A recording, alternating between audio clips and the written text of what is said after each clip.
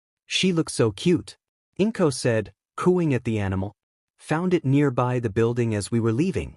Next to the pro hero 𝗬𝗧𝗍𝗪. Izuku said, shocking both women in his life. What was 𝗬𝗧𝗍𝗪 doing near your workplace? Inko asked, confused and worried. I don't know, but he was knocked out. Had 𝗵𝗃𝗲 call paramedics. Izuku said as 𝗵𝗃 looked at him. We will take the kitten to the vet tomorrow and see if she is all right or needs shots. 𝗵𝗃 said, smiling sadly at the poor thing. Well, make sure to give me some grandbabies. Inko said, heading to bed. Izuku chuckled as he brought 𝗵𝗃 to his room with the kitten and placed the animal on his desk with the tuna, getting the kitten's attention. It woke up and moved closer to the warm tuna and started to eat it. There, little lady, you are just adorable, huh? Izuku said, petting the kitten on the back. The kitten then finished the tuna as she looked into Izuku's emerald eyes with their own as he chuckled and picked up the kitten and placed her on his 𝗧𝗍𝗪 as he laid down next to 𝗵𝗃. The kitten then saw the big mounds next to his 𝗧𝗍𝗪 and moved there and started kneading. Well, looks like she found a new mother.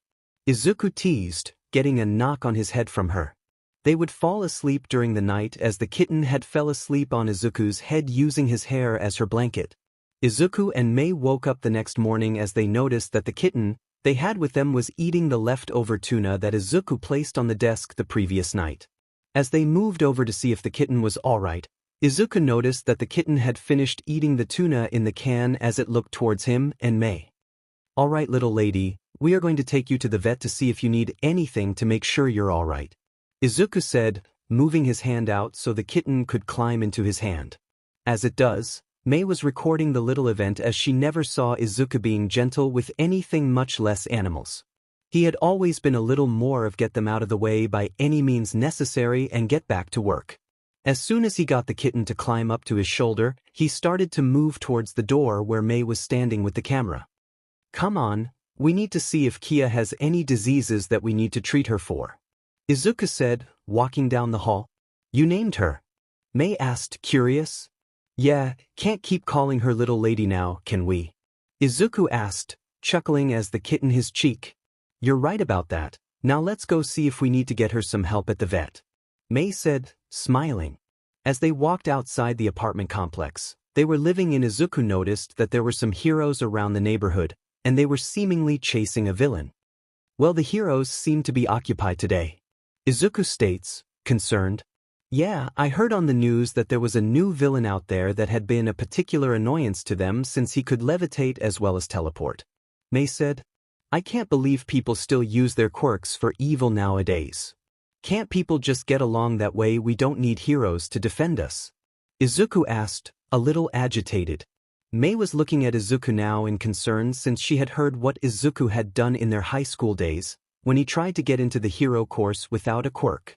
He had made it into the hero course by turning off the robots via the off button on each and every robot, but on the first day of school he was rudely expelled from the class based on his quirkless status. Apparently, he had gotten 𝗳𝗿𝗧𝗪𝗧𝗏 as the teacher of the class and was immediately targeted for expulsion because 𝗳𝗧𝗪𝗧𝗏 didn't think that he would be a good fit for the class, and replaced Izuku with someone who had a quote-unquote villainous quirk that was more useful than a quirkless hero. Even she was surprised when Izuku was extremely calm when she watched as Izuku stared at the student replacing him in the heroics class. He wasn't the same ever since, as he never said a word about heroics and only cared about helping them, but not once did he help Shinso Hitoshi with his career since he was still bitter about it. He liked the young man as a hero, he just was still sour about 𝗳𝗧𝗪𝗧𝗏's reason for him not being allowed into the hero course. Back to the original storyline, 𝗵𝗃 watched as Izuku was slowly getting more and more agitated with how the heroes were near them at all times, and she couldn't stand to see him like this. He might wish to be friends with heroes, but it is still known that he doesn't like heroes as much as he used to. They arrived at the veterinarian clinic and checked their kitten inside there as they waited for the bill to come out so they could take care of the kitten. As soon as they were waiting, another person came into the place as he stared at 𝗵𝗃 as he walked over to talk to her while Izuku was in his own little world. Hey babe, how about you ditch the short stack and come with a real man? He said, looking smug about it. Are you really trying to steal me away from my boyfriend? 𝗵𝗃 asked curiously. Yes. Do you wish to go out with a real man? The young man asked smugly.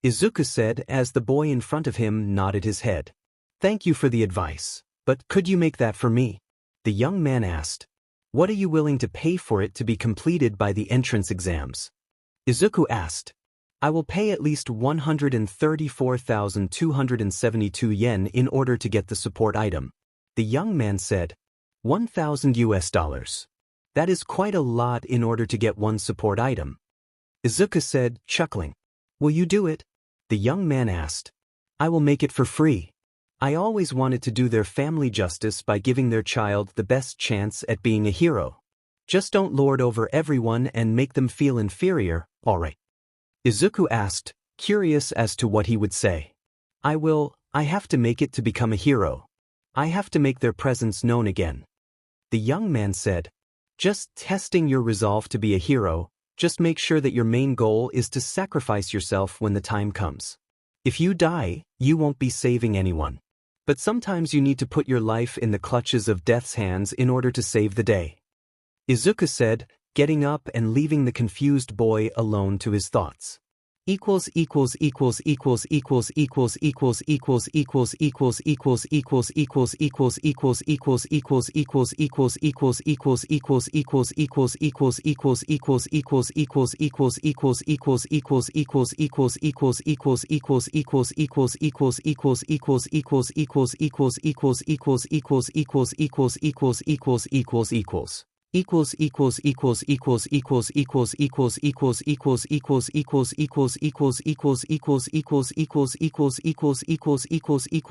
It had been a week since the meeting between the child of the water hose duo and Izuku. He had finished his support item and sent it out to 𝗵𝗃 of the 𝗬𝗏𝗍𝗏 pussycats. He loved the way her group had placed rescue first before fighting villains. They saved those around while Tiger had fought those who would place the civilians in danger. Thanks to Izuku and Mei working as strong as they could as well as placing their workshop as close as possible to the #1 hero duo 𝗪𝗱 and 𝗵𝗃. Their business was booming. Many customers of hero variety were coming in and getting the best quality gear from them as they passed on the information of their support to other heroes. Izuku had been trying to get 𝗵𝗃𝗃 for a while now and nothing was happening. He was concerned if he was unsterile, but when he got the doctor's note it stated that he was completely healthy. Not to mention that for some reason he was super fertile. When Mei came back with her results, it was similar, but not entirely. They were just doing their stuff at the wrong time, and Izuku was getting a little miffed at that since he wanted a kid to raise to be better than he ever was. But as he was assisting Mei in making a support item for some students of Yui Academy as they were being sponsored by the school enough to warrant them to be able of making support gear for them, the front door opened up and Izuku looked up from his position and noticed the gear on the hero. Immediately scowling, gaining the attention of Mei, she looks around the store and finds Dynamite of the hero team of Pinky and Red Riot had entered there. So, where is Deku? Dynamite called out. Izuku came out from behind his cubicle as he stared at Dynamite with a glare that could kill. What do you want, Katsuki? Izuku demanded. I want you to make some support gear for someone special. The man said, staring at Izuku with malice. What kind of gear? Izuku asked, still glaring. It is for Uravity. Her hero suit was destroyed in a fight against Gigantomachia. Dynamite said, staring at Mei. Alright, while I remake her costume, you two catch up. I know that this reunion is a long time coming. Don't hurt each other too much. Mei called out, leaving into her workshop. So, what's it been 10 years? Izuku asked, angrily. Yeah, but ever since then I have mellowed out. And I want to say that what I have done in the past was right all along. Katsuki said, waiting for Izuku to get sad by his look on his face. What he didn't expect though was Izuku punching him in the face and sending the man to the ground. You have no right to come here and say that to me after all these years. Do you know what it's like to be underestimated and called out for cheating? All because I am quirkless. Izuku screamed as the hero got up. Some people noticed how Izuku attacked the pro-hero Dynamite and pulled out their phones. It wasn't my fault that you got diagnosed quirkless, that was your own DMN fault. You gave up on our dream when you were declared quirkless. Katsuki goaded. That is the only punch I will ever give you. I can't simply give up on my dream to be a hero to at least someone, so I became a hero in my own way, being a hero to the heroes.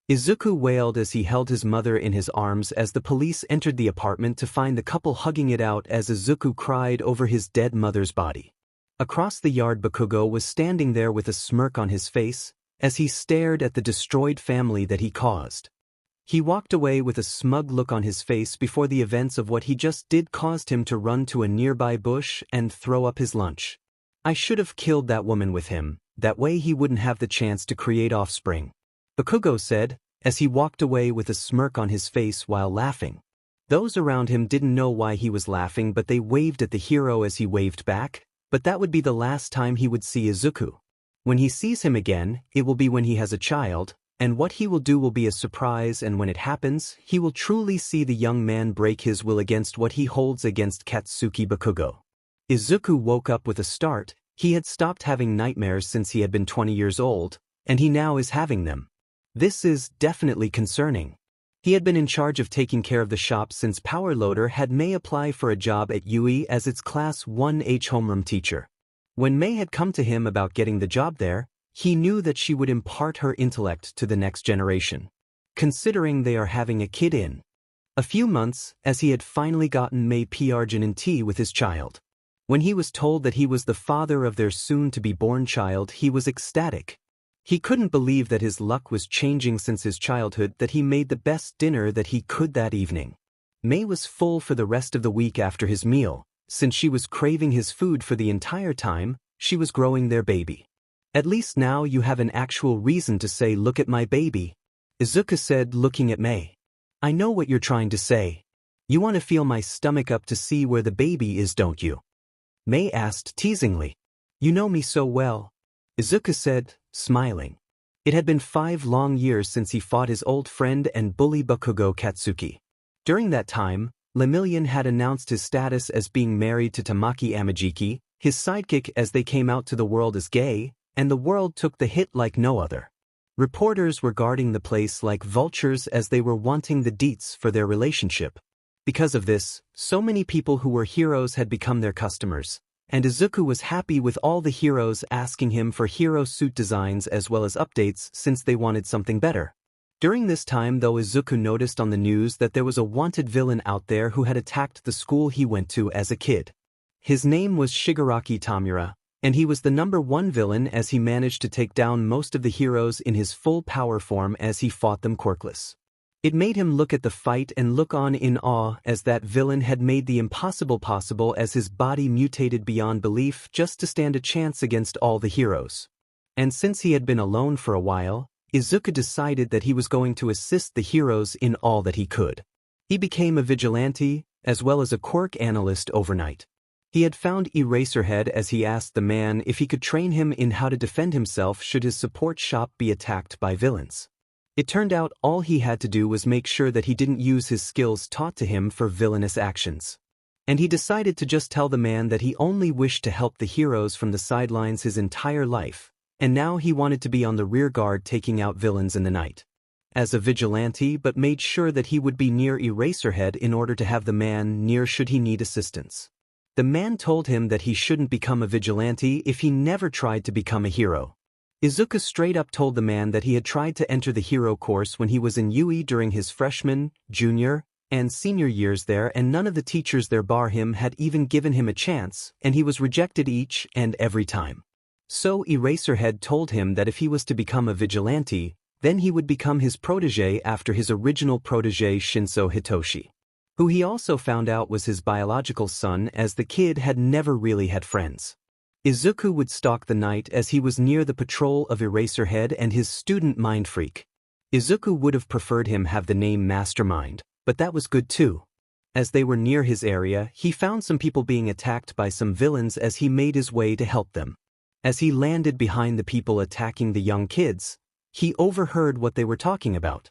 "You girls are going to do nicely in my bedroom tonight," the first man said, as his belly jiggled at his movement. "I don't want to have my first time with you," the girl said, moving backwards. "Don't worry, baby, we will take care of you," the second man said, pulling out some rags and chloroform. As soon as Izuku overheard that, he made his move and attacked both men in the swift motion he was taught by Eraserhead. As soon as he took down the first man, his buddy turned around as he prepared to use his quirk to take down the unknown individual. But before he knocked the man on the ground and beat him to unconsciousness. The girls looked at him in fear that he was going to continue where they left off, when he moved closer to them as he looked over their injuries. "Are you young ladies all right?" Izuku asked, concerned. "Who are you?" one of the girls asked, bravely. "My name is 𝗬𝗵𝗲, the new vigilante coming around the night. I protect the weak and teach them to be strong. Also, I make sure that they are okay after the experience of getting attacked," Izuku said, giving them his vigilante name. "Thank you.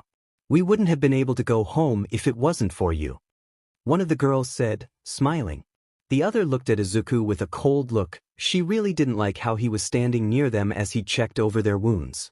"I've never heard of you, 𝗬𝗵𝗲. Are you really new here or are you lying?" the girl asked, suspiciously. "To be honest, you taking my word for how it would have been suspicious. But yes, what I said is true," Izuku said, staring into the girl's eyes as he said this. "Why do I get the feeling that you will attack us later tonight?" the girl asked, more nervous. I am just making sure that you both are all right. I need to save other people in the night. Can't rely on the heroes only, right?" Izuku asked. "I don't trust you. How do I know that you won't follow me home and RP me in my own room?" the girl said, staring into his emerald eyes. "I am already married and have a kid on the way. I would never leave her for some teenager," Izuku said, looking at the girl a little miffed. "So, I'm not cute?" the girl asked sadly. "You are cute and adorable, yes. But since I have someone in my corner to 𝗧𝗵𝗲, I don't want to go after those who are younger than me. That isn't right, not to mention that it would make my relationship with my wife ruined," Izuku said, standing up and getting ready to leave. As soon as he walked one step, he noticed movement behind him as he immediately turned around to defend himself to only get hugged by the girl who was right behind him. "Thank you for not trying to take me for my body," the girl cried. As she cried into his 𝗧𝗍, he decided to sit her down at a park bench to talk out her troubles. From what he sees, she doesn't seem to have a good family life. "So, is your home life good or are you being abused?" Izuku asked. "I am being abused physically and emotionally. My mother tries to have me used as a sex toy for her friends in order to pay the bills. She had went down the deep end when she started taking cane drags. She just kept using me to 𝗧𝗍𝗪 those horrible men. I just don't know what happened to my mother. Why does she not love me anymore?" The girl cried onto his shoulder. Izuku placed his hand on her shoulder as he pulled her into his arms as she used his 𝗧𝗍𝗪 to empty her tears onto him. "You've had that on your mind for a while now, huh?" Izuku asked. "Yes, I don't hate my mother, I just don't know why she doesn't love me anymore. She just leaves me for her stupid friends to 𝗳𝗪𝗪𝗔𝗍𝗪," she said sadly. "Well, I will give you an address to go to in order to search for help. There is a friend of mine at this support item shop just down the road from here. He is a survivor of abuse like you and he might be capable of getting you out of that home and into one that you would love to be in," Izuku said, looking at her eyes. "What's his name?" the girl asked, wiping her tears. 𝗧𝗵𝗵𝗲, Izuku said as the girl recognized the name. 𝗧𝗵𝗵𝗲. I'm his biggest fan. He started the evolution of heroes and sparked the new age of inventions. The girl said, fangirling. "What do you mean?" Izuku asked teasingly.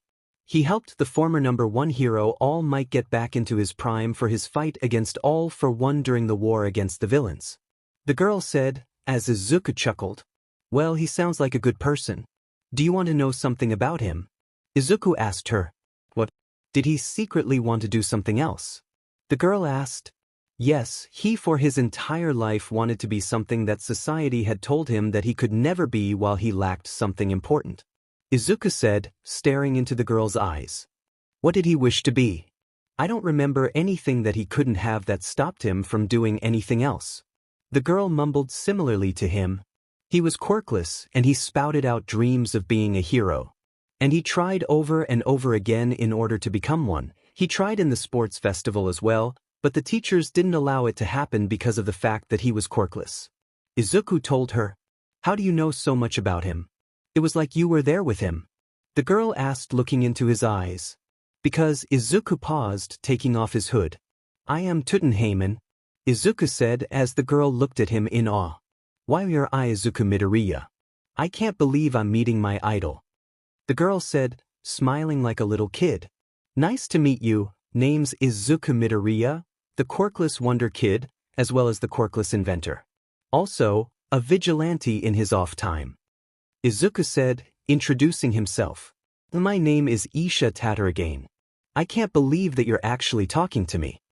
The now named Isha said, pulling out something from her bag. Can I ask you a question if you don't mind?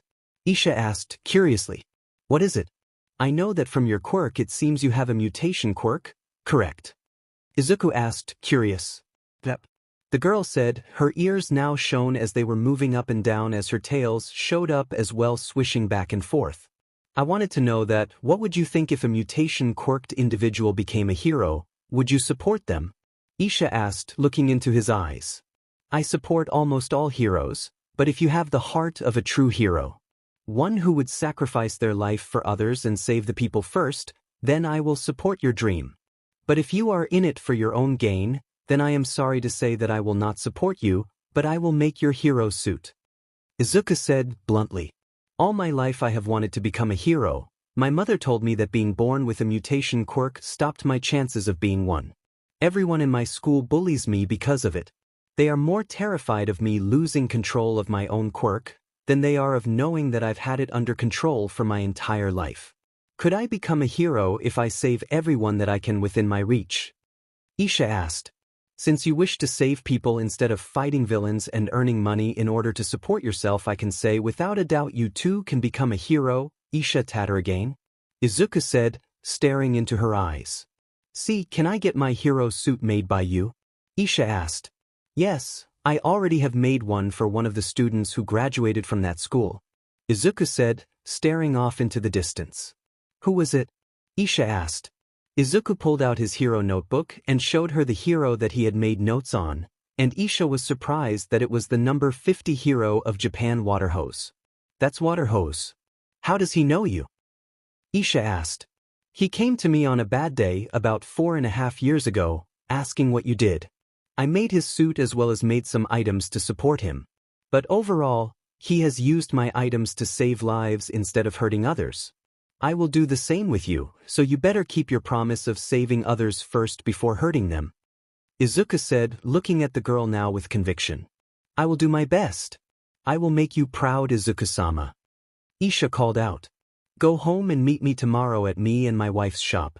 I will make you some breakfast as well as teach you some self-defense techniques. Izuku said, standing up. As Izuku watched the girl leave the park, he left the area in order to not be found by any heroes in the area. As he left, he failed to notice the portal appearing where he was last standing. 𝗬𝗏𝗵𝗏, the newest vigilante to grace our streets. I hope that you provide me with a lot of amusement. A scratchy voice called out as he came out of the portal, revealing white scraggly hair with a red cape and ruby red eyes that could look into the soul. He then looked on towards the retreating form of 𝗬𝗏𝗵𝗏 as he laughed crazy-like as he went back into the portal. Izuku was walking to work one day as he had been thinking about what he had done to his childhood friend Bakugo. He hadn't even tried to stop him from placing the restraining order on him, nor had he even had any kind of backlash from his fans for doing so. They all assumed that Bakugo just didn't go to him in general since the other heroes are going to him. He was their main goal in life to surpass since he had shown people that not all heroes are in teams, as he had the most arrests under his belt since he exited Yui's doors. His early time arrests were already closing in on Endeavor's amount during his time of reign on the leaderboards of heroism. Izuku entered the store as he prepared for his day of getting support items completed as well as shipped out to certain individuals. He had been having a great day since he found out a couple days ago that he was going to have a child with May. So imagine his surprise when he finds 𝗵𝗃𝗄𝗃 coming into his shop as she was crying about how her day was the literal worst in the world. Izuku sat down on a chair as he tried to calm the woman down, during which he was successful as she stared at him in jealousy. I can't believe that I lost you to May of all people. I thought that I could get you since we were quirkless and be inventors together. Melissa said, sighing. I know. I felt some things for you when I came to I Island with May during that time. I just want to let you know that. Just hearing that there was another person out there who was quirkless like me, you have no idea how much that means to me to hear. Izuku said, smiling sadly at her. They had been very close friends since they had been introduced by All Might, and he had been trying to get them together before he was killed by Shigaraki. It was as if it was her mission from that day on to try and stuck him as he told her no every time. It got worse over the years when he was in a relationship with Mei, as the woman seemingly never noticed how he would always groan whenever the woman was in the conversation. But nowadays she was calmer as well as focused on her job as an inventor extraordinaire as she was taking on the position of her father since he was arrested for treachery. Izuku calmed the woman down as she started to talk to Izuku about how she had been dating some guy named Dynamite, and he cheated on her with another girl, a heroine going by the name of 𝗵𝗃𝗄𝗧𝗵𝗲, a graduate from Shiketsu High School. 𝗳𝗏𝗵𝗃𝗄𝗏. Izuku muttered to himself. Melissa heard the name as she looked at him in confusion. You know him? She asked, incredulous. Yes, he was my bully in middle as well as high school. He never left me alone until I placed a restraining order on him, so that he will finally leave me alone. I don't wish for him to die, just that he leaves me and my life alone.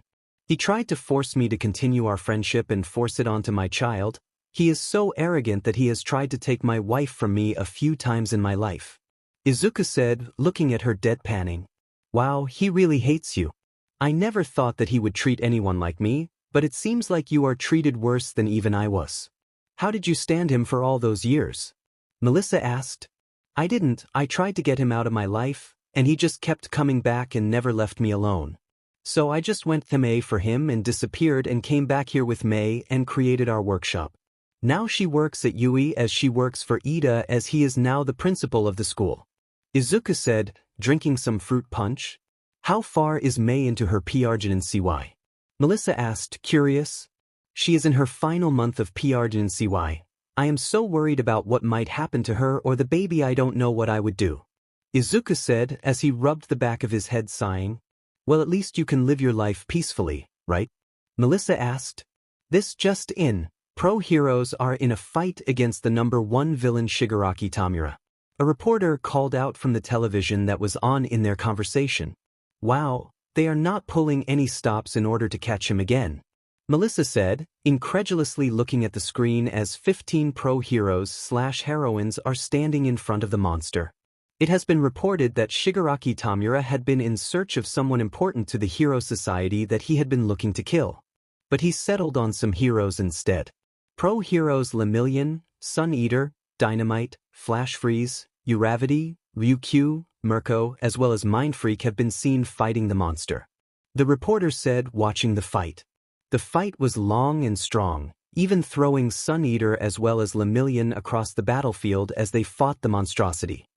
I can't believe that this man still hasn't gone down. He has all of the top 10 heroes here fighting him. One of the reporters called out. Izuku watched as Dynamite had moved backwards as he was collecting some sweat in his palms in order to release a large explosion. He's going to make himself useless. Izuku mutters, catching Melissa's attention. What are you talking about? Melissa asked, before the television finished her question. Take this.